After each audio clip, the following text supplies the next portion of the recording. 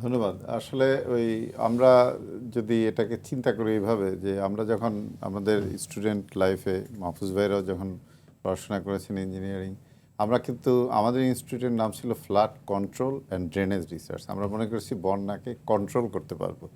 এখন কিন্তু আমরা চেঞ্জ করে ওয়াটার অ্যান্ড ফ্লাড ম্যানেজমেন্ট, বন্যা ব্যবস্থাপনায়, এবং নূতন যে কনসেপ্ট যে আপনার লিভিং উইথ ফ্লাড, অর্থাৎ বন্যার সাথে আপনি ব্যবস্থাপনার মাধ্যমে জি, থাকতে এক্স্যাক্টলি হবে। সেটাই আমি বলছি। আপনি শত কোটি টাকা, হাজার কোটি টাকার স্ট্রাকচার করে লাভ হয় না যখন নেচার এরকম রুদ্র হয়ে যায় যে 3 দিনে 800-র উপরে বৃষ্টি, 800 মিলিমিটার, 2 দিনে 650 মিলিমিটার। তো সেক্ষেত্রে আমাদেরকে কিন্তু এই ব্যবস্থাপনাটা শিখতে হবে। এখন আমরা কিভাবে, যেমন এখন বন্যার পানি নেমে যাওয়ার পরে যেটা দুদুভাই বললেন যে পোস্ট ম্যানেজমেন্ট, অনেক জায়গায় বাড়িঘর রাস্তাঘাট নির্মাণের ভেঙে ইস্যু আছে এবং এইটা কিন্তু অনেক টাকার অর্থনৈতিক ক্ষতি হবে। এরপরে দেখবেন যে অ্যাসেসমেন্ট হলে দেখবেন যে ইনফ্রাস্ট্রাকচার, স্কুল, কলেজ বিভিন্ন জায়গায়, তো সেই ক্ষতির জায়গাটা আমরা এখন ইন্টারন্যাশনালি একটা কনসেপ্ট হয় লস অ্যান্ড ড্যামেজ, যেটা এইরকম অস্বাভাবিক বৃষ্টি এবং বন্যা আমরা ইন্টারন্যাশনালি ক্লেম করতে পারি যে আমরা আসলে এই জলবায়ু পরিবর্তনের প্রভাবে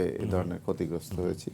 তো সেই ক্ষেত্রে রিহ্যাবিলিটেশন এবং এই মুহূর্তে সবচেয়ে দরকার রিলিফ দেওয়া এবং পুনর্বাসন, আশ্রয়কেন্দ্রে খাবার পানি, স্যালাইন, অন্যান্য যে সমস্ত জিনিসগুলি আছে বা যারা পানিবন্দী আছে, যেটা সরকার করছেন, আমাদের সেনাবাহিনী এবং অন্যান্য ডিফেন্সের সহায়তা, সেইটা বেশি দরকার আসলে।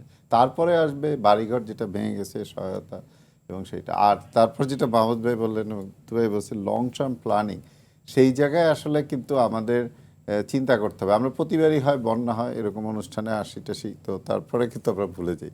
তো এই জায়গাটা থেকে আমি এই আগামী বছর কিভাবে এই বন্যা আসলে আমরা ডিজাস্টার রিডাকশন, রিস্ক রিডাকশন যেটা বলে, সেইটাকে আর্লি ওয়ার্নিংকে জোরদার করা এবং পাম্পিং সিস্টেম করা, মানে অন্য গ্রাভিটি ড্রেনেজ করব, স্লুইস গেটটা ফাংশনাল করব, অনেকগুলি প্ল্যানিংয়ের ব্যাপার আছে স্ট্রাকচারাল। এবং সিটি মধ্যে যেটা, সেখানে সিটি কর্পোরেশন কিন্তু এখন বিরাট ভূমিকা রাখতে পারে। আপনারা জানেন যে ঢাকা ওয়াসার ট্রেনগুলো সব কিন্তু ঢাকা সিটি কর্পোরেশনে দিয়ে দিয়েছে, কারণ আসলে শহরের নগরের দায়িত্ব কিন্তু নগর পিতার কাছেই থাকে।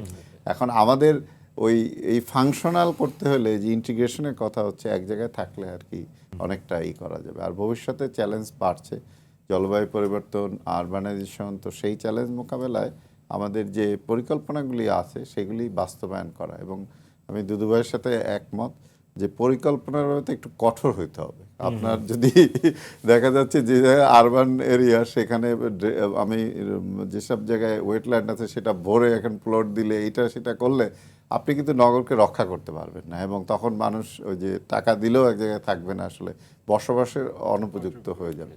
শহরকে রক্ষা করার